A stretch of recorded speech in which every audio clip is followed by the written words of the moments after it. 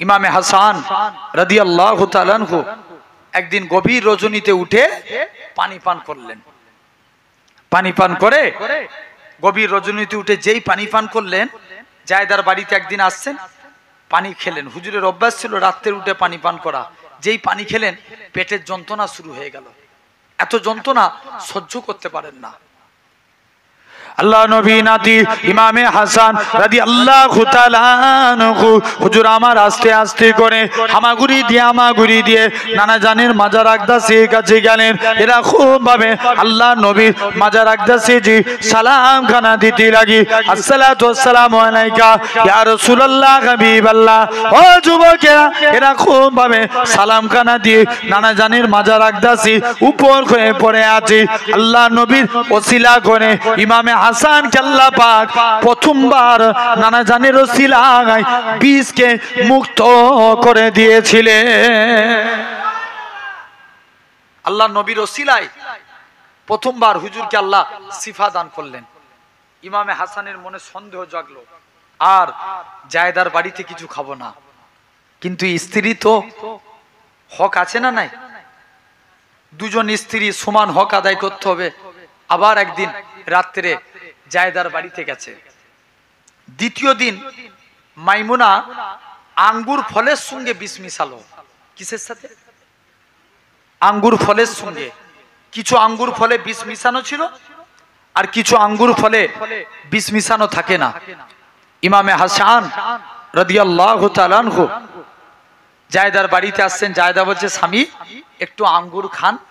ইমামে হাসান বলে, না আগে তুমি খাও। জায়দা জানতো কোন আঙ্গুরগুলোই বিষ মিশানো নাই। দেখে দেখে সেই আঙ্গুরগুলো একটা একটা দুটো তিনি খেয়ে ফেললেন। ইমামে হাসান বলছে, এই তো জায়দা খেয়েছে, তাহলে উপায় নাই। ইমামে হাসানও ওই বিষ মিশ্রিত এবং বিনা বিষ মিশ্রিত দুটো আঙ্গুরই খেয়ে ফেললেন। যেই খেলেন আবার পেটের যন্ত্রণা শুরু হয়ে গেল। হুজুর সহ্য করতে পারলেন না, এত যন্ত্রণা শুরু হয়ে গেল। মুসলমান ঘরের ছেলে মেয়েরা, আব্বারা, তরুণেরা, হে নবী প্রেমিকেরা, ইমামে হাসান আবার কষ্ট হয়। হুজুর আর পেটে জ্বালা যন্ত্রণা সহ্য করতে পারে না। কানতে কানতে নানা জানের মাজার আকদাসের কাছে চলে গেলেন। নানা জানের ওসিলা দিয়ে আল্লাহর কাছে দোয়া চায়, আমার আল্লাহ পাক ইমামে হাসানকে দ্বিতীয়বার শিফা দান করেছিলেন। দ্বিতীয়বারও আল্লাহ সুস্থতা দান করে দিলেন। ইমামে হাসান রাদিয়াল্লাহু তাআলা আনহু তৃতীয়বার, আর জায়দাও হাল ছেড়ে দিল, সবাই মাইমুনাও হাল ছেড়ে দিল। কিন্তু কূটনীতিবিদ মারওয়ান মাইমুনাকে আবার লোভ দেখায়, মাইমুনা জায়দাকে আবার লোভ দেখায়। এটাই শেষবার। 2 বছর কেটে গেল এরকম ভাবে। ইমামে হাসান 2 বছর পর বাইরে চলে এসেছিলেন। বাইরে থেকে আবার একদিন জায়দার বাড়িতে গেছেন। তিনি আর জায়দার হাতে কিছু খেতেন না। বড় স্ত্রীকে বলে এলো, হাসনা বানু, জায়দার বাড়িতে ঘুমাতে যাচ্ছি, যখন জায়দা শুয়ে পড়বে 1 গ্লাস টেবিলে পানি রেখে দিয়ে আসবে। হাসনা বানু তাই করেছে, স্বামীর হুকুম মেনেছে। ভেবেছে জায়দা ঘুমিয়ে পড়েছে, টেবিলে 1 গ্লাস পানি রেখে দিয়ে এসছে। জায়দার টাকার লোভে পড়ে, সম্পত্তির লোভে ঘুম হচ্ছিল না, ওই গ্লাসের মধ্যে জহরাকৃত বিষ মিশিয়ে দিল। ইমামে হাসান গভীর রজনীতে উঠলেন, স্বপ্ন দেখলেন, ঘুম ভেঙে গেল। উঠে পড়লেন, পানিটা পান করলেন, আবার যন্ত্রণা শুরু হয়ে গেল। প্রথম দুবার যে যন্ত্রণা হয়েছিল তার থেকে অনেক গুণ বেশি যন্ত্রণা শুরু হয়ে গেল। ইমামে হাসান আর সহ্য করতে পারলেন না। বড় স্ত্রী হাসনা বানুকে ডেকে পাঠালেন। পুত্র কাসেম ছুটে ছুটে চলে আসলেন আব্বার অবস্থা দেখে।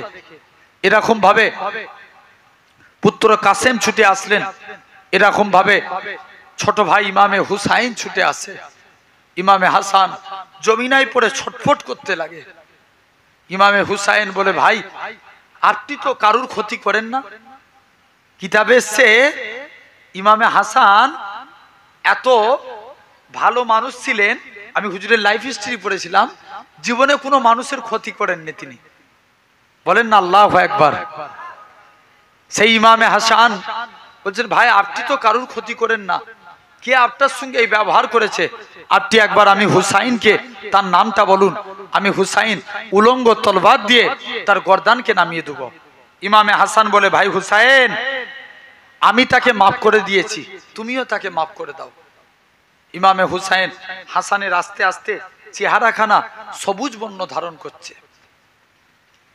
মুসলমান ঘরের ছেলে মেয়েরা, আব্বারা, তরুণেরা, নবী প্রেমিকেরা, ইমামে হাসান রাদিয়াল্লাহু তাআলা আনহু হুজুর আমার কি করলেন? আস্তে আস্তে করে চেহারা সবুজ বর্ণ ধারণ করে ইমামে হুসাইন পরীক্ষা করার জন্য ওই পানির গ্লাসে একটুখানি পানি ঢেলেছেন পান করবে বলে। কেমন বিষ মিশানো আছে দেখবে।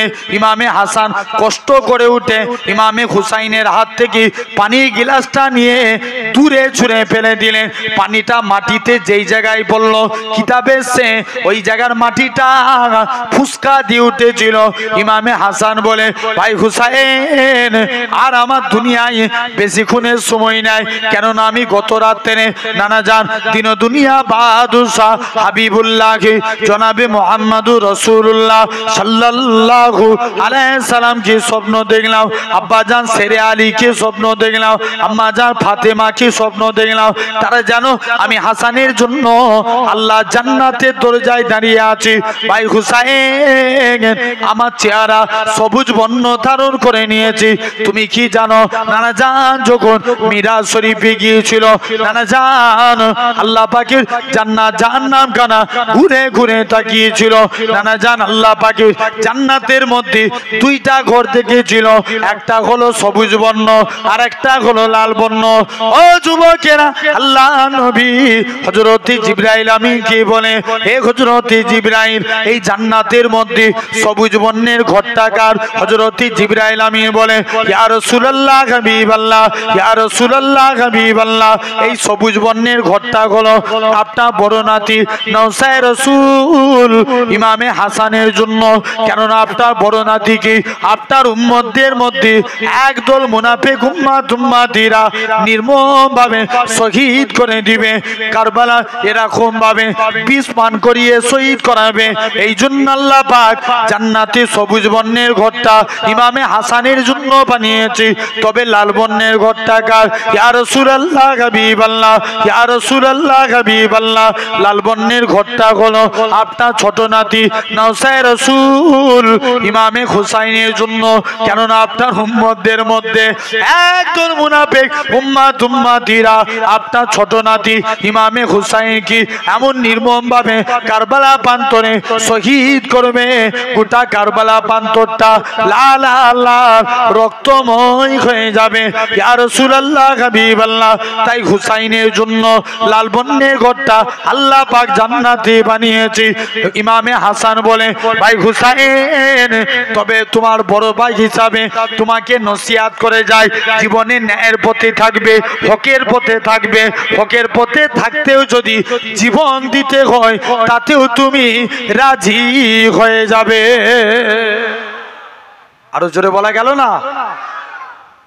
ইমামে হাসান শহীদ হয়ে গেলেন।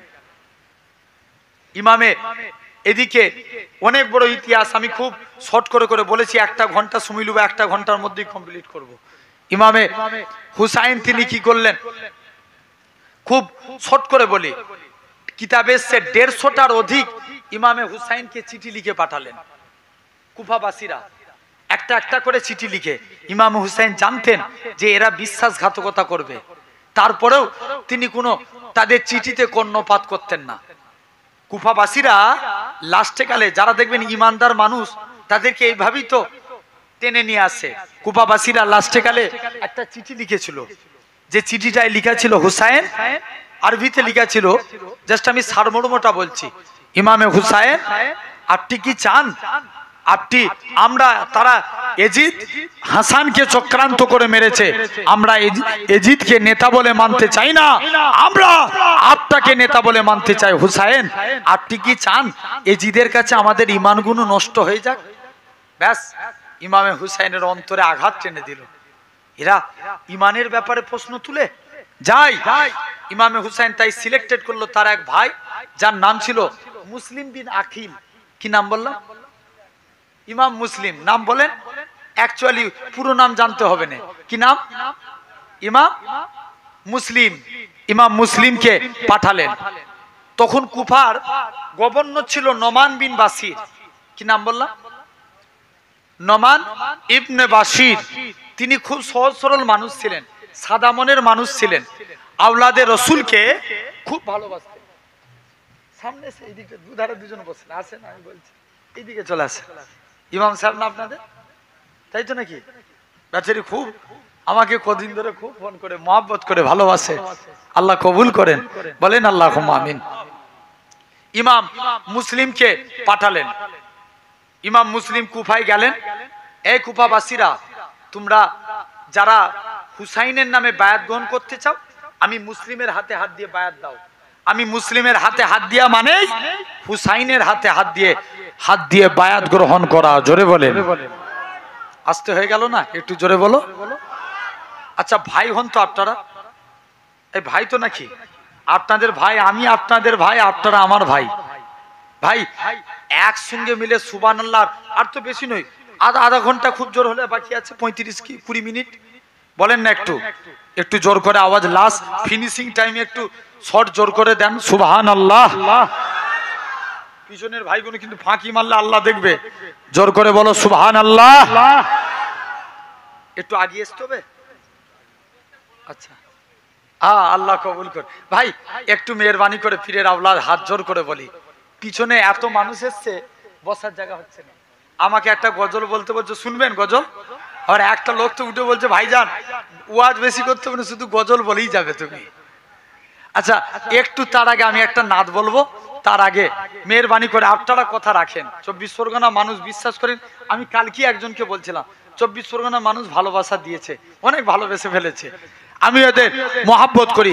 আসেন না, একটু আগে আসেন, পিছনে দেখেন, একটু যদি কষ্ট করেন। একটা ভাই একটু এসো না, সোনার ভাই, এই ফোন ধরে আছে, একটু এগিয়ে এসো,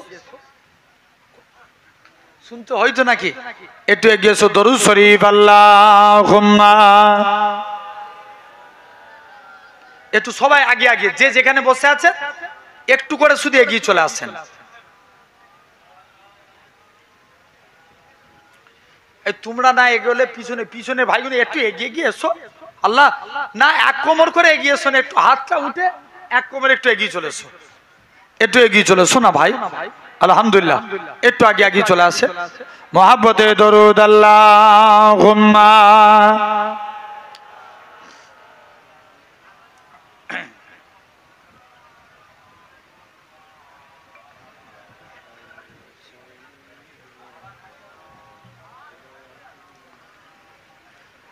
আজ মনে প্রাণে তোমার নামে গান গে যায় আপন মনে, মনে রাঙিনায় ভালোবাসার নবী তুমি, দু চোখের নয়ন মনি, তোমার দেশে কবে যাব সোনার মদিনায়।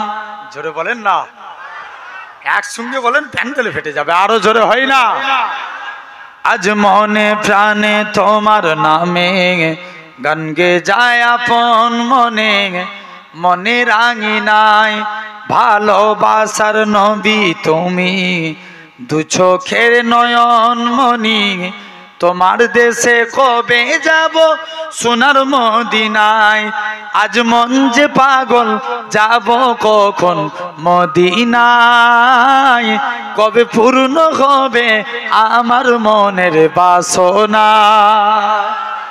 আজ মন যে পাগল, যাব কখন মদিনায়, কবে পূর্ণ হবে আমার মনের বাসনা। তোমার রওজায় সালাম দেব, দেখব দুটি চোখে, আপন করে আমায় তুমি টেনে নিও বুকে। তোমার রওজায় সালাম দেব, দেখব দুটি চোখে, আপন করে আমায় তুমি টেনে নিও বুকে। তোমার প্রেমে আমি পাগল, তোমার জন্য কাঁদে মন, তোমায় পেলে চাই না কিছু এই যে দুনিয়ায়। আরো জোরে হয় না? আজ মন যে পাগল যাব কখন মদিনায় কবে পূর্ণ হবে আমার মনের বাসনা আজ মন যে পাগল যাব কখন মদিনায় কবে পূর্ণ হবে আমার মনের বাসনা তোমায় ছেড়ে যাব কোথায় নেই তো আমার জানা গরিব বলে আমায় তুমি করো না তো মানা তোমায় ছেড়ে যাব কোথায় নেই তো আমার জানা গরিব বলে আমায় তুমি করো না তো মানা তোমার প্রিয় তোমার কাছে আমায় ডাকো তোমার প্রিয় করে রাখো তোমায় পেলে চাই না কিছু এই যে দুনিয়ায় আজ মন যে পাগল যাব কখন মদিনায় কবে পূর্ণ হবে আমার মনের বাসনা আল্লাহুম্মা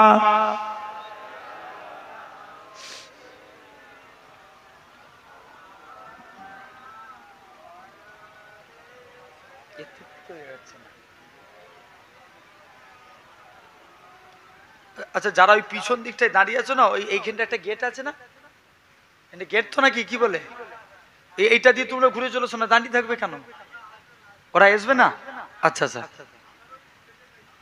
হ্যাঁ হ্যাঁ আল্লাহ কবুল করেন আমার ভাইয়েরা আব্বারা তরুণেরা বসে বসে ওয়াজ শোনা সুন্নাতে রাসূল জানেন এটা আল্লাহ নবী একদিন ওয়াজ করছেন কিছু যুবক ছেলে সাইডে দাঁড়িয়ে আছে নবী হযরতে মিকদাদকে দেখবেন হাদিস খুলে দেখেন হযরতে মিকদাদকে আল্লাহ নবী নিজের চাদরটা ছুঁড়ে দিলেন বাবা মিকদাদ আমার চাদরটা জমিনায় বিছিয়ে দাও জমিনায় বসে বসে ওয়াজ শোনো এই হাদিস দ্বারা প্রমাণ বসে বসে ওয়াজ শোনা সুন্নাতে রাসূল জোরে বলবেন না আমার ভাইরা জেনে রেখে দেন তো তাবিও এখন ইমাম মুসলিম কার কথা মুসলিমের কথাই বলছিলাম তো নাকি মনে আছে তো ইমাম মুসলিম কুফার মানুষদের কাছে যে বলে এই কুফাবাসীরা তোমরা যারা হুসাইনের নামে বায়াত গ্রহণ করতে চাও সব আমার হাতে হাত দিয়ে বায়াত গ্রহণ করো কদিনের মধ্যে 40,000 কুফাবাসী ইমাম মুসলিমের হাতে হাত দিয়ে বায়াত গ্রহণ করে লাই বললেন না সুবহানাল্লাহ লাস্টে গেলে যখনই এরকম করলেন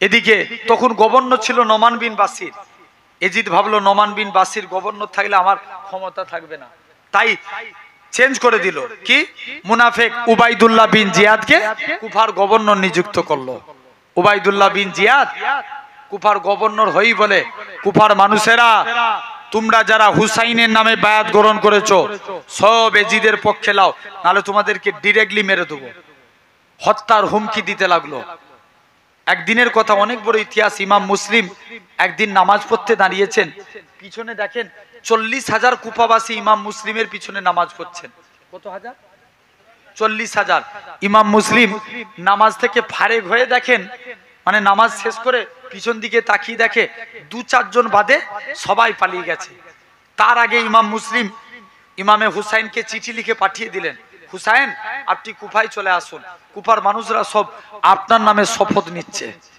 এরা এজিদকে কেউ চায় না ইমামে হুসাইনের কাছে প্রথমে চিঠি চলে গেছে এদিকে ইমাম মুসলিম ভাবলেন আর উপায় নাই ইমাম মুসলিম এরা সেই বিশ্বাসঘাতকতা করেছে ইমাম মুসলিম আল্লাহ রসুলের সাহাবী হযরতে হানির বাড়িতে আত্মগোপন করলেন কদিন লুকিয়ে আছেন ওখান থেকে তুষা নামনি এক মহিলা তুষা বলে এক মহিলা তার বাড়িতে এসে আত্মগোপন করে দিলেন লুকিয়ে আছেন তুষার 2টো ছেলে ছিল খুব গবেট মার্কা ছেলে তারা ইমাম মুসলিমের খবরটা রাজ দরবারে দিয়ে দিলেন তারা ভাবছে আমরা যদি খবর দিয়ে দিই তাহলে আমরা অনেক টাকা পাবো ইমাম মুসলিমের খবর রাজ দরবারে দিয়ে দিলেন ভর না হতে হতেই চতুর্দিক দিয়ে তুষার বাড়িটা সৈন্য সামন্তে ঘিরে ফেললো ইমাম মুসলিম দেখছে আর উপায় নাই কি আছে দেখা যাক ইমাম মুসলিম তিনি তাড়াতাড়ি করলেন কি ইমাম মুসলিম আস্তে আস্তে করে ইমাম মুসলিম ওই জায়গা থেকে বলছে না আমিও বিনা লড়াইয়ে ছেড়ে দেব না মুসলমান ঘরের ছেলে মেয়েরা আব্বারা তরুণেরা হে নবী প্রেমিকেরা, হযরত ইমাম মুসলিম এরা খুব ভাবে তরবারি চালাতে লাগে। নারে তাকবীর, আল্লাহু আকবার ধ্বনির আওয়াজ তুলে তরবারি চালাতে লাগে। তরবারি চালাতে চালাতে কেউ ইমাম মুসলিমের কাছে আসতে পারে না। অবশেষে ইমাম মুসলিম মনে মনে করে, আল্লাহ পাক, আমি তো আজকে দিনে হুসাইনকে চিঠি লিখে পাঠিয়ে দিয়েছি, এরা যদি হুসাইন আজকে এই জায়গায় চলে আসে, ঈমান নষ্ট হয়ে যাবে, ইসলাম শেষ হয়ে যাবে, উপায়খানা কি আছে? ও যুবকেরা, ইমাম মুসলিম বলে, এ কুপাবাসীরা, তোমরা আমাকে মেরে দিবে, মেরে দাও, এতে কোনো যায় আসে না। তোমরা ইমামে হুসাইনকে এই জায়গায় আসতে দিবে না, চিঠি একটা পৌঁছে দিবে। তারা শর্তে রাজি হলো। ইমাম মুসলিম ধরা দিলেন, রাজ দরবারে নিয়ে চলে গেল। ইমাম মুসলিমের উপর অকথ্যভাবে নির্যাতন চালু করলো। ইমাম মুসলিম নামাজে দাঁড়িয়ে আছেন, একখানা মুনাফিক এসে ইমাম মুসলিমের গর্দানে মানে ইমাম মুসলিম নামাজ পড়া অবস্থায় আল্লাহর শাহাদাত বরণ করে না। ইমাম মুসলিম শহীদ হয়ে গেলেন। ইমাম মুসলিমের সাথে এসেছিলেন ইমাম মুসলিমের দুই সন্তান, যার নাম ছিল মুহাম্মদ আর ইব্রাহিম। দুই সন্তান, তাদেরকে আল্লাহ রাসূলের সাহাবী হানি মদিনার একটা কাফেলা ধরিয়ে দিলেন। মক্কার মদিনার কাফেলা ধরিয়ে তারা সেই জায়গায় বাড়ির দিকে যাচ্ছে, কিন্তু বাচ্চা ছেলে তো, ইয়ং ছেলে, বাচ্চা ছেলে, কতটা আর যাবে? তারা রাস্তা ভুল করেছে। দু ভাই একটা জঙ্গলের মধ্যে গলা জড়িয়ে ধরে কাঁদছে। মুসলমান ঘরের ছেলে মেয়েরা, আব্বারা, তরুণেরা এরকম ভাবে মুনাফিক উবাইদুল্লাহ বিন জিয়াদ রাজ দরবার থেকে ঘোষণা দিয়ে দিল, ইমাম মুসলিমের দুই ছেলে মুহাম্মদ আর ইব্রাহিমকে যে ধরে নিয়ে আসতে পারবে 3000 স্বর্ণ মুদ্রা পুরস্কার করা হবে। ইমাম মুসলিমের একটা মহিলা ওই পুকুরে পানি আনতে যে দেখে জঙ্গলের মধ্যে, বনের মধ্যে দুইটা ছেলে ফুপিয়ে ফুপিয়ে কাঁদে। মহিলা পানি আনতে যে বাচ্চাদের কাছে যায়, কে বাবা তোমরা, তোমাদের পরিচয় দাও। বাচ্চাগুলো কাঁদে, মারে আমরা অন্য কেউ নয়, আমরা হলাম আওলাদে রসুল, ইমাম মুসলিমের দুই ছেলে। আমরা আজকে দিনে আমরা আমাদের বাড়ি যাচ্ছিলাম, রাস্তা ভুল করে আমরা দু ভাই এই জায়গায় আজকে বিপদে পড়েছি। মা, আজকে আমরা আমাদের মায়ের কাছে যেতে চাই, কোন দিক দিয়ে যাব? আমরা যেতে পারি না। ও যুবকেরা, ওই মহিলার এরকম ভাবে আওলাদে রসুলের কথা শুনে মহিলার অন্তরে মায়া আসলো। মহিলা নিজের বাড়িতে বাচ্চাগুলোকে নিয়ে আসলো। বাচ্চাটাকে একটা পাশের বাড়িতে বাচ্চা দুটো মুহাম্মদ আর ইব্রাহিমকে ঘুমাতে দিলেন। হঠাৎ করে গভীর রজনীতে, কিন্তু ওই মহিলার যে স্বামী, সে ছিল একটা জালিম। মহিলার স্বামী কি করলো, তাড়াতাড়ি করে এরকম নিজের বাড়িতে এসে বলে মুহাম্মদ আর ইব্রাহিমকে খোঁজ করে। কিন্তু হঠাৎ করে রজনীতে, গভীর রজনীতে মুহাম্মদ আর ইব্রাহিম চিৎকার করে কেঁদে উঠে। এমন সময়তে ওই স্বামীখানার ঘুম ভেঙে গেল। স্বামীখানা বলতে লাগে, কার বাড়িতে কার বাচ্চা কাঁদে? এরাই কি সেই মুহাম্মদ আর ইব্রাহিম নাকি? ও যুবকেরা, স্ত্রী খানা থাকদমা দিতে থাকে, কার বাড়িতে কে বাচ্চা কাঁদে? আপনি ওই সব চিন্তার মাথায় থেকে দূরে সরান, ঘুমিয়ে পড়ুন। এরকম ভাবে স্বামী সন্দেহ জাগলো, পাশের বাড়ির দিকে গিয়ে যেতে লাগলেন। এটা তো আমার বাড়িতে কান্নার আওয়াজ উঠছে। দু ভাই গলা জড়িয়ে ধরে কাঁদে। বড় ভাই ছোট ভাইকে বলে, ভাই রে উঠে পড়ো, আমি দিন দুনিয়া বাদশা রাসূলুল্লাহকে স্বপ্ন দেখলাম, হযরতে আলীকে স্বপ্ন দেখলাম, হযরতে ইমাম মুসলিমকে স্বপ্ন দেখলাম, ইমাম হাসানকে স্বপ্ন দেখলাম, তারা যেন জান্নাতে দরজায় দাঁড়িয়ে আছে। আমরা দু ভাই মনে হয় আর বাঁচবো না, আমরা মারা যাব। এরকম ভাবে দু ভাই গলা জড়িয়ে ধরে কাঁদে। মহিলা খানা বলে, ও আমার স্বামী, খবরদার খবরদার, আওলাদে রসুলের সঙ্গে বেয়াদবি করবেন না, আওলাদে রসুলের বিরুদ্ধে অস্ত্র ধারণ করবেন না। কাল কিয়ামতের ময়দানে কোন মুখ নিয়ে রাসূলুল্লাহর শাফাআত খানা চাইবেন? খবরদার খবরদার, আওলাদে রসুলের বিরুদ্ধে অস্ত্র ধারণ করবেন না। এতই যদি মারার ইচ্ছা হয়, আগে নিজের স্ত্রীকে মেরে দেখুন, তারপরে আপনি বুঝতে পারবেন। নিজের স্ত্রীকে এক তরবারি দিয়ে শহীদ করে দিলেন। নিজের বাচ্চা আছে, আব্বাজান খবরদার খবরদার আওলাদে রসুলের সঙ্গে বেয়াদবি করেন না আব্বাজান। যদি মারার ইচ্ছা হয় নিজের বাচ্চাকে আগে মেরে দেখুন, তারপরেই তো বুঝবেন বাচ্চা মারার জ্বালাটা কি। ও যুবকেরা, ও নবীর প্রেমিকেরা, এরকম ভাবে আস্তে আস্তে করে ওই ব্যক্তিখানা মোহাম্মদ আর ইব্রাহিম দুজনের কাছে পৌঁছে গেল। দু ভাই গলা জড়িয়ে ধরে কাঁদে, ওগো আল্লাহ পাকের বান্দা, তুমি আমাদেরকে মেরো না, মেরো না। তোমাকে মুনাফিক উবাইদুল্লাহ বিন জিয়াদ যা টাকা দিব বলেছে, আমরা দু ভাই নিজের বাড়িতে যে আমরা কালেকশন করে চাঁদা তুলে তুলে তার থেকেও বেশি টাকা দেবো। আর আমি মোহাম্মদ আর ইব্রাহিম আমরা দু ভাই কথা দিলাম, কাল কিয়ামতের ময়দানে তোমাকে জান্নাতে না নিয়ে যে আল্লাহর দয়ার জান্নাতে যাব না। কিন্তু টাকার লোভে পড়ে ওই মুনাফিকের ঘুম হচ্ছিল না। দু ভাইকে এক তরবারি দিয়ে শাহাদাত শহীদ করে দিলে। দু ভাই শহীদ হয়ে গেলেন একের পর এক। এদিকে ইমাম হুসাইন তিনি কুফার দিকে রওনা দিয়ে চলে এসেছেন। প্রতিমধ্যে আল্লাহ রসুলের সাহাবী হুরেরের সঙ্গে দেখা। হুরের বলে, হুজুর আপনি কুফায় যাবেন না, আপনি এখান থেকে চলে যান, কারণ কুফায় ইমাম মুসলিমকে মেরে দিয়েছে, তার বাচ্চাগুলোকে শহীদ করে দিয়েছে। আপনিও যদি যান আপনার সঙ্গে তারা খারাপ ব্যবহার করবে। আপনি রাসূলুল্লাহর বংশধর, তাই আপনার বিরুদ্ধে অস্ত্র ধারণ করতে পারবো না। হুজুর আপনি এখান থেকে চলে যান, আমি আমার সৈন্যদের নিয়ে ঘুমাবো, আপনি পালিয়ে যান। ইমাম হুসাইন পরিবার বর্গদের সঙ্গে আলোচনা করে সিলেক্টেড করলেন যে আমরা সব বাড়ি ফিরে চলে যাব। শুনছেন ঘনারবনের মানুষ, কিন্তু যার যেখানে মরণ নসিবে থাকবে সে কোন জায়গায় পৌঁছাবে? জোর করে বলো। সেই জায়গাতেই পৌঁছাবে। ইমাম হুসাইন সারা রাত বাড়ির দিকে রওনা দিচ্ছেন। ভোরের টাইম হয়েছে, একটা খোলা ময়দানে এসে পৌঁছালেন। এসে গর্ত খুলছে তাবু খাটাবে বলে, সারা রাত হাঁটা চলা করেছে, শরীর টায়ার্ড ক্লান্ত। গর্ত খুলছে, দেখে কাঁচা রক্ত বার হচ্ছে। ইমামে হুসাইন ভাবলেন আর উপায় নাই, নিয়তির খেলা এটাই, নানা জানের ভবিষ্যৎবাণী, এখানেই সেই নবী পরিবার বর্গরা পানি পানি করে হাহাকার করবে, এটাই সেই কারবালা। ইমাম হুসাইন উপলব্ধি করে নিলেন, তাবু খাটালেন, যা আল্লাহ নসিবে রেখেছে হবে। ইমাম হুসাইন তাবু খাটালেন। 8 তারিখে এসে 9 তারিখে সকালে পৌঁছালেন। 8টার পরের দিন এসে 8 তারিখে এসে পৌঁছালেন। 9 তারিখ পরের দিন দেখে আমর বিন সাদের নেতৃত্বে 20,000-এর এক বিরাট বাহিনী ফুরাত নদী অবরোধ করে দাঁড়িয়ে আছে। ইমামে হুসাইন তাদেরকে 3টে অপশন দিলেন, হয় তোমরা আমাকে ডিরেক্ট এজিদের সঙ্গে কথা বলতে দাও, তা না হলে আমাকে অন্য কোনো জায়গায় চলে যেতে দাও, না হলে বাড়ি ফিরে যেতে দাও, আমরা যুদ্ধ করতে আসিনি। আমর বিন সাদ উবাইদুল্লাহ বিন জিয়াদকে বলে পাঠালো, হুসাইন এই 3টে জিনিস বলছে। উবাইদুল্লাহ বিন জিয়াদ বলে, তোমাকে মীমাংসা করতে পাঠাইনি, তুমি হুসাইনকে বন্দি করে ধরে নিয়েছো, কিন্তু আলীর রক্ত বন্দি হতে চাইবে না, অন্যায়ের কাছে আমি আপোষ করব না। পরের দিন বলছে তাহলে যুদ্ধ হবে। বলছে ঠিক আছে, আজকে 9 তারিখ ইবাদতের রাত। কোন দিনে নামাজ পড়তে হয় কথা বলেন?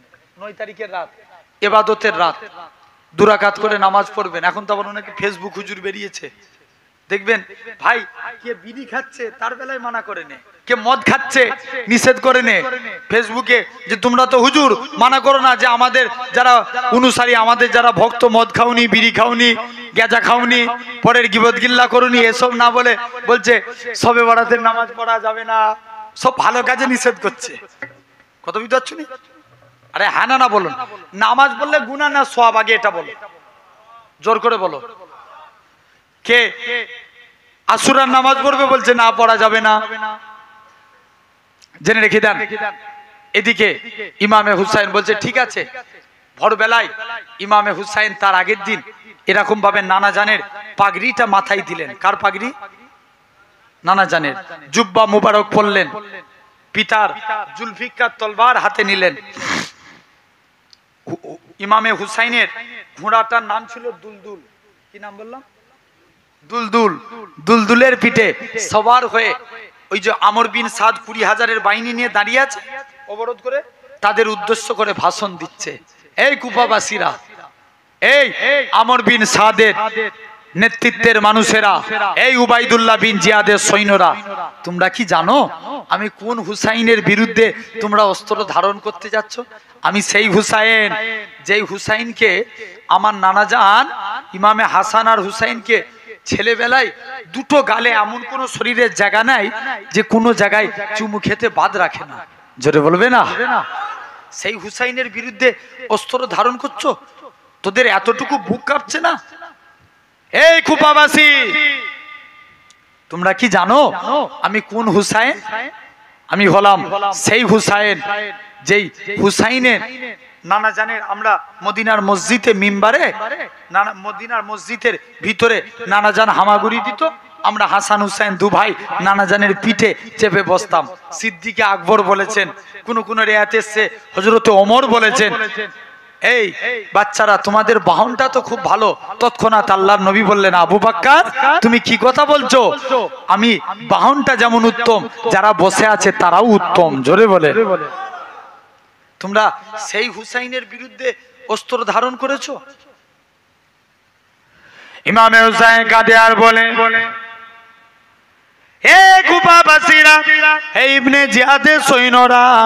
আমি হুসাইনের মুখালেফেরা, কোন হুসাইনের বিরুদ্ধে তোমরা অস্ত্র ধারণ করেছো? আমি সেই হুসাইন যার নামে তোমরা নামাজের মাধ্যমে দোয়া করো, আল্লাহুম্মা সাল্লি আলা মুহাম্মাদ ওয়া আলা আলি মুহাম্মাদ, আল্লাহুম্মা বারিক আলা মুহাম্মাদ ওয়া আলা আলি মুহাম্মাদ।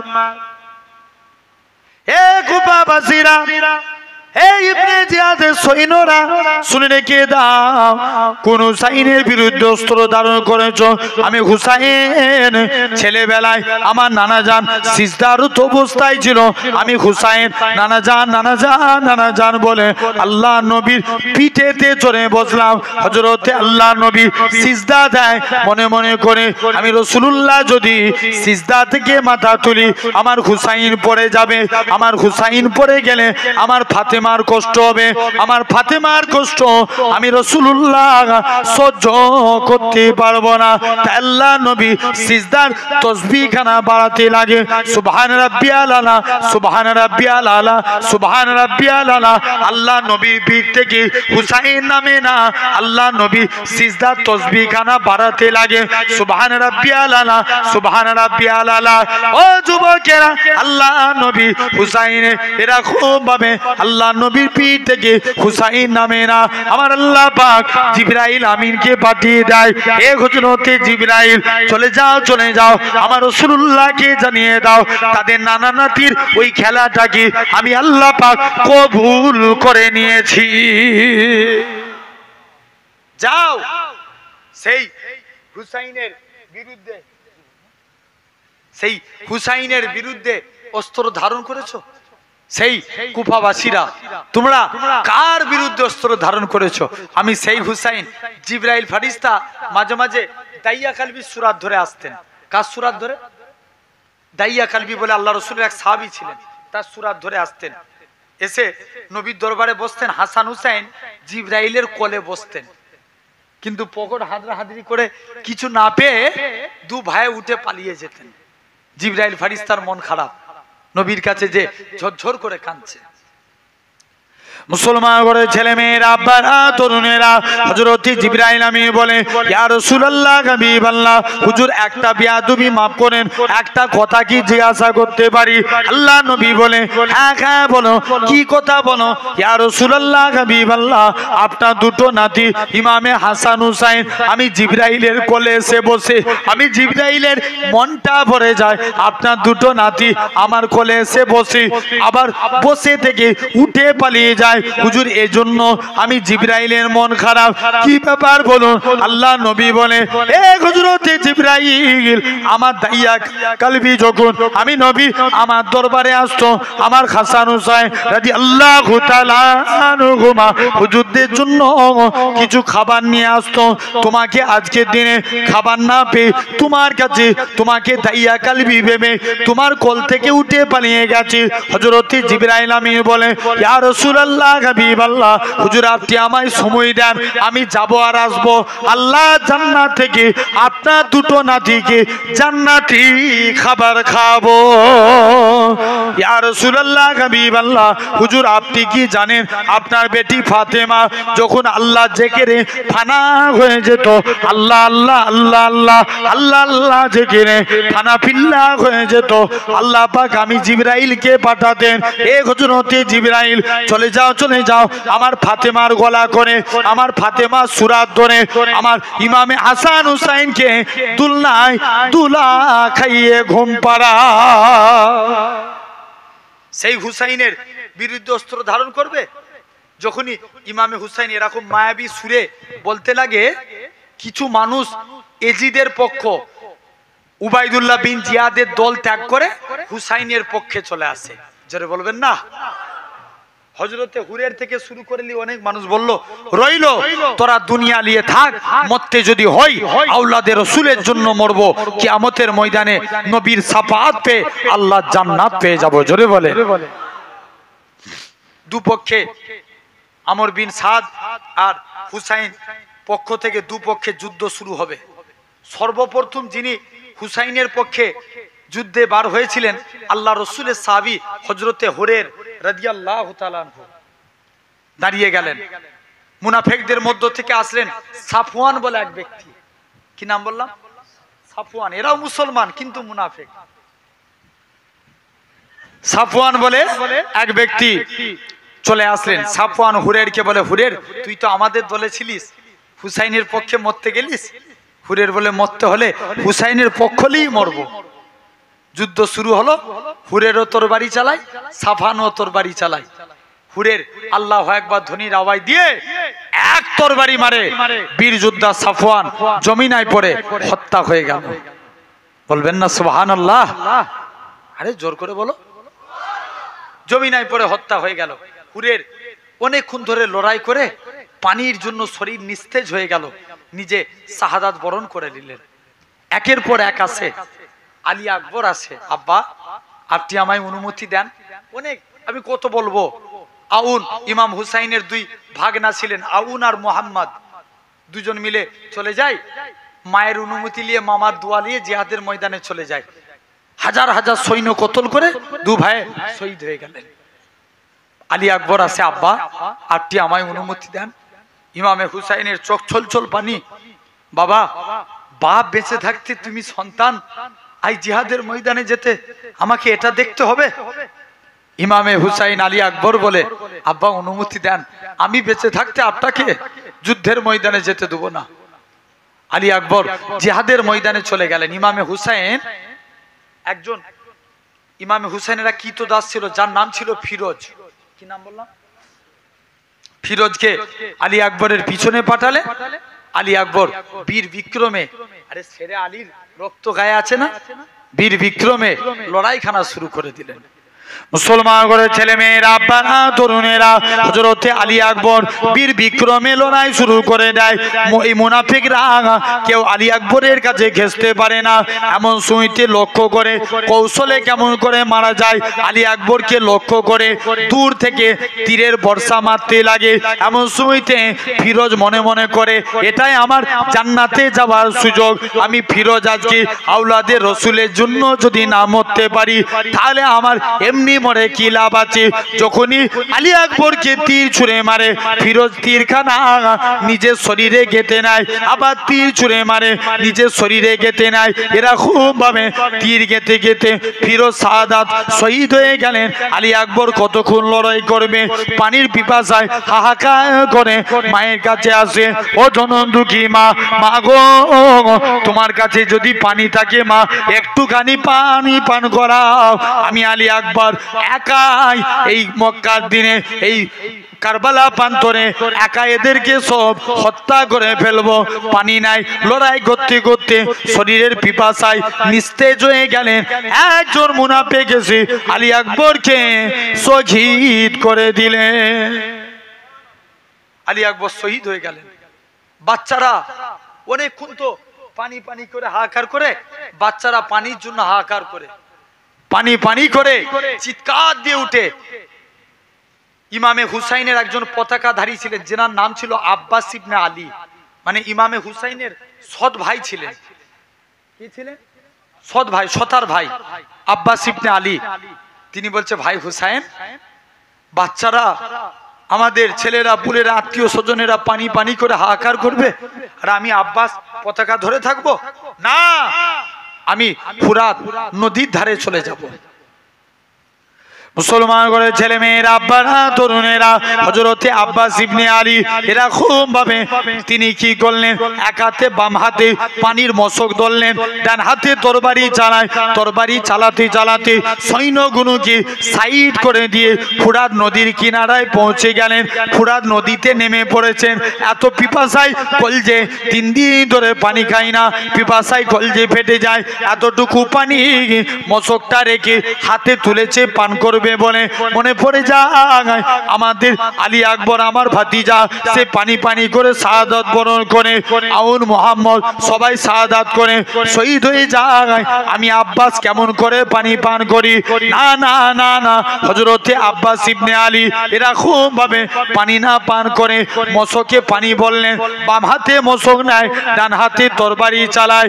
ও যুবকেরা, ও মুরব্বী বাপেরা, ঈমান খানা এরকম তৈরি করো। হযরতে আব্বাস ইবনে আলী এক হাতে তরবারি চালায়, এক হাতে বাচ্চাদের জন্য পানি নিয়ে তাঁবুর দিকে এগিয়ে যায়। একজন মুনাফিক পিছন দিক দিয়ে এসে হযরতে আব্বাস ইবনে আলীর ডান হাতে জম মারে, ডান হাতটা কেটে 2 টুকরো হয়ে জমিনায় পড়ে যায়, তরবারি সহ ডান হাতটা জমিনায় পড়ে যায়। হযরতে আব্বাস ইবনে আলী জোর করে কাঁদে, আল্লাহ পাক, আমার একটা হাত কাটা হয়ে গেছে, আল্লাহ আমি তো এখনো বেঁচে আছি, আমার আরেকটা হাত বেঁচে আছে, আমি নবী পরিবার বর্গদের জন্য পানি নিয়ে যাব। হযরতে আব্বাস ইবনে আলী তরবারি না ধরে বাম হাতে করে এক হাত দিয়ে ঝরঝর করে রক্ত বেরোয়, টপ টপ করে রক্ত বেরোয়, বাম হাতে পানির মশকটা নিয়ে ছুটে ছুটে তাঁবুর দিকে এগিয়ে যায়। ও যুবকেরা, আরেকটা কাপের এসে হযরতে আব্বাস ইবনে আলী বাম হাতে চোম মারে, 2টো হাত কাটা হয়ে যায়, জমিনায় পড়ে যায়। হযরতে আব্বাস ইবনে আলী তখনও বেঁচে আছে, মনে মনে করে, আল্লাহ আমি আব্বাস ইবনে আলী, আমার 2টো হাত কাটা হয়ে গেছে, নবী পরিবার বর্গদের জন্য কি এতটা পানি নিয়ে চলে এসেছি, আর একটুখানি কি যেতে পারবো না। নিজের দাঁতে করে পানির মশকটা টিপে হযরতে আব্বাস ইবনে আলী তাঁবুর দিকে এগিয়ে যায়। আর একটা কাপের এসে হযরতে আব্বাস ইবনে আলীর গর্দানে চোম মারে, গর্দানটা কেটে জমিনায় পড়ে যায়। হযরতে আব্বাস ইবনে আলী শাহাদাত বরণ করে না।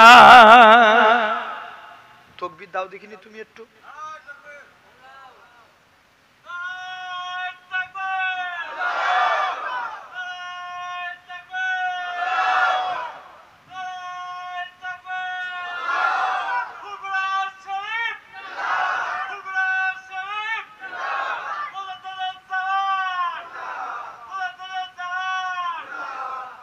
মাশাআল্লাহ, একদম আমি যেহেতু বলেছি টাইম আর বাড়াবো না, একদম শেষ কথা, একের পর এক এরকম বলতে বলতে গেলে এখন অনেক টাইম চলে যাবে। পুরো কারবালার আলোচনা করতে গেলে আমার মিনিমাম আমার 2.5 ঘন্টা সময় লাগে, 2 ঘন্টা 15-20 মিনিট পুরো ডিটেলসে আলোচনা করতে গেলে। জেনে রেখে দেন, হযরতে আব্বাস শহীদ হয়ে গেলেন, বাচ্চা এবার সবাই শহীদ হয়ে গেছে, ইমামে হুসাইন তরবারি নিয়ে চলে গেলেন, এটাই শেষ কথা।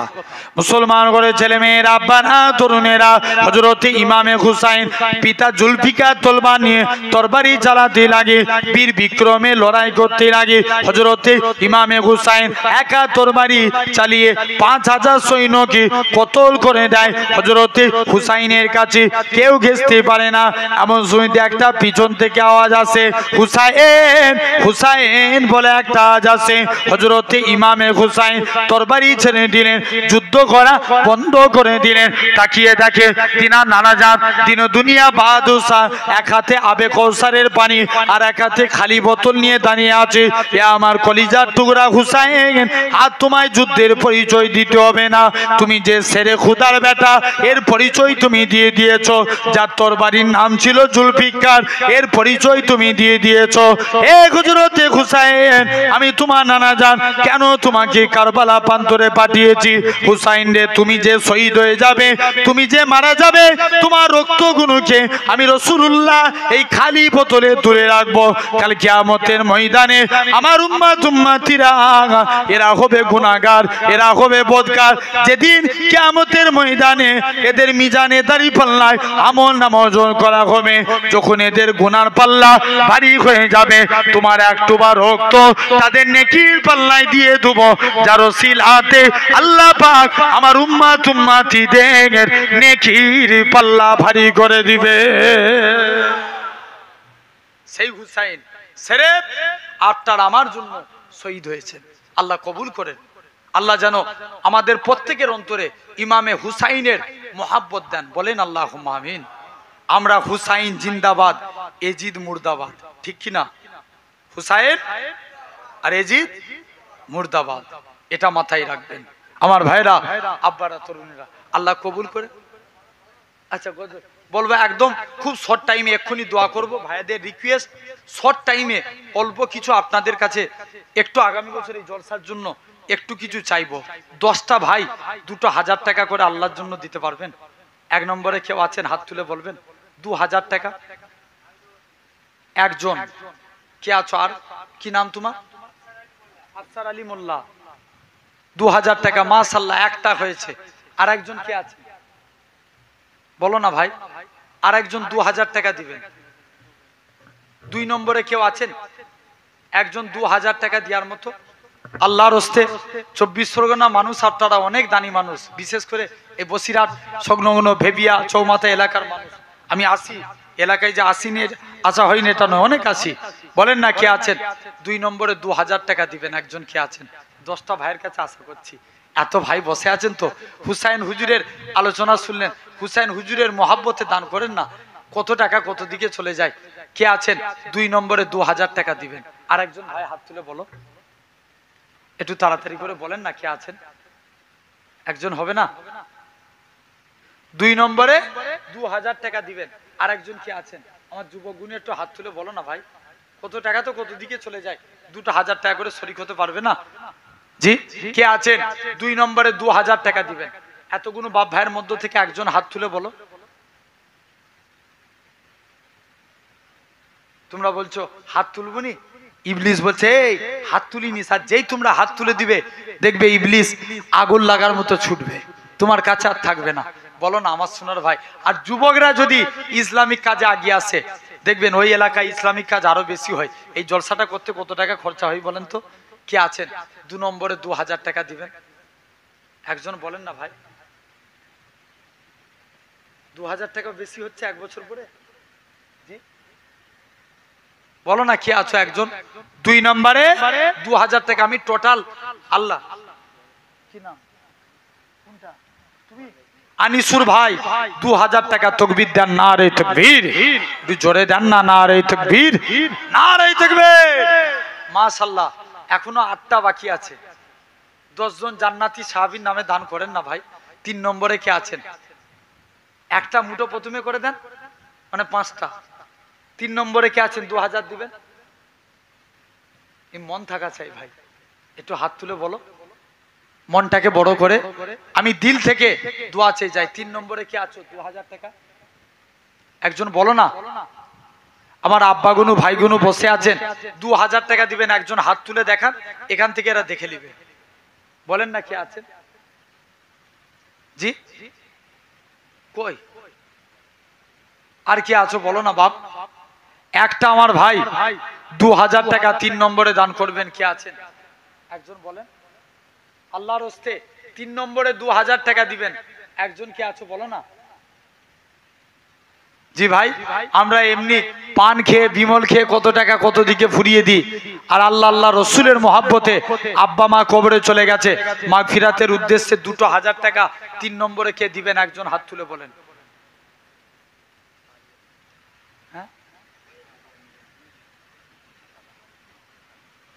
আরিয়ান গাজী দাদা মারা গিয়েছে, আল্লাহ তার দাদাকে জান্নাতুল ফেরদাউস নসিব করো, তার নামে 2000 টাকা। আল্লাহ এতগুলো আমার ভাইরা বসে আছে গো খুদা, তোমার কাছে চাইছি এদের মনকে নরম করিয়ে দাও না আল্লাহ। আল্লাহ এরা তোমার হুসাইনের, আল্লাহ তোমার রসুলের নাতি ইমামে হুসাইনের মহাব্বতে আল্লাহ এরা যেন দান করতে পারে আল্লাহ। 3টে হয়েছে আল্লাহ, আর 7 জনের মনকে নরম করিয়ে দেন, বলেন আল্লাহুম্মা আমিন। ভাই 4 নম্বরে কে আছেন? 2000 টাকা দিবেন। একজন বলো না, 5টা তুলে একটা গজল বলবো ইনশাআল্লাহ। 5টা আগে উঠে যাক না। কে আছেন 4 নম্বরে?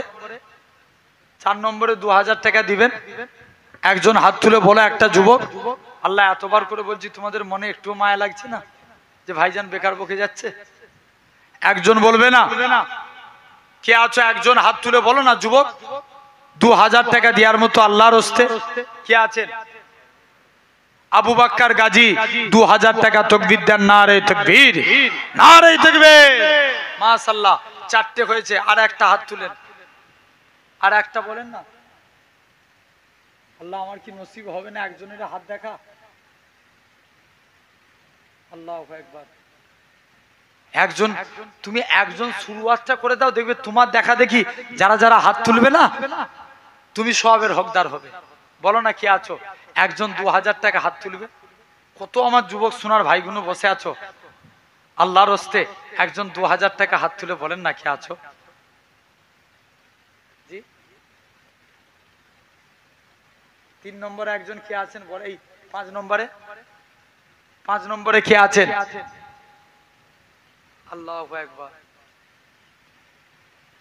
5 নম্বরে কে আছো বলো না ভাই? পুরো কসম খেয়ে বসে আছো তো।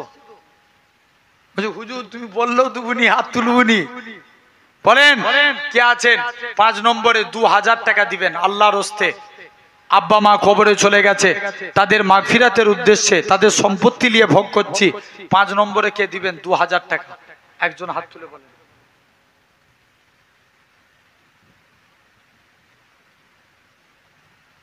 আল্লাহু আকবার। কে আছেন 5 নম্বরে 2000 টাকা দিবেন আল্লাহর হস্তে? একজন বলেন। জি এলাকার মাটি প্রচুর শক্ত, আল্লাহ কবুল করেন।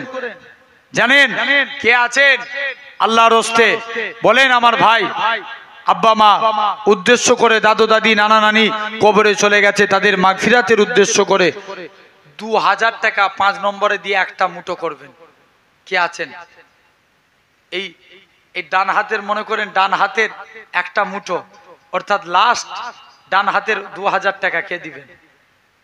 একজন বলেন। আল্লাহর হস্তে বলো বাপ,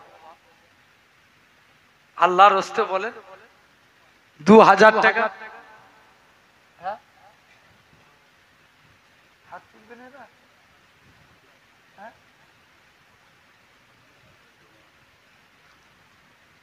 বলেন না বাপ। জি কি বলছেন? গজল বলবো, আরে একটা তুলে হাত তুলে দেন না ভাই, আপনারা দেরি করলে অনেক। বাকে দরবার গায়া মুস্তফা কা পাতা মিল গায়া, জোরে বলবে না সুবহানাল্লাহ। একসঙ্গে সবাই মিলে বলো না, আর একটু জোরে হয় না সুবহানাল্লাহ। मैं सहाबा के दरबार गया, मुस्तफ़ा का पता मिल गया, मुस्तफ़ा के मैं दर पे गया तो खुदा का पता मिल गया। ये तो मुमकिन नहीं, छोड़ दो जिक्र आलोर असहाब का, जिक्र आलोर असहाब का, जिनसे ईमान सब्र हया और वफा का पता मिल गया। जोरे बोलबे ना। मैं सहाबा के दरबार गया, मुस्तफा का पता मिल गया। शेर शाने उमर ने लिखा, कल्ब सा इनको चैन आ गया, कल्ब हुसैन को चेना गया, दर्द दिल की मुझे बेहतरीन एक ही दवा का पता मिल गया। मैं सहाबा के दरबार गया, मुस्तफा का पता मिल गया। जिस जगह जिंदगी को न हो, मौत का खौफ जा है कहा, मौत का खौफ जागे कहा। ऐसा के मैं दरबार गया, उस जगह का पता मिल गया। जरूर बोलबे ना। ऐसा के मैं दरबार गया, उस जगह का पता मिल गया। আলহামদুলিল্লাহ। আর 4টে বাকি আছে। 7 নম্বরে কে দিবেন বলেন না।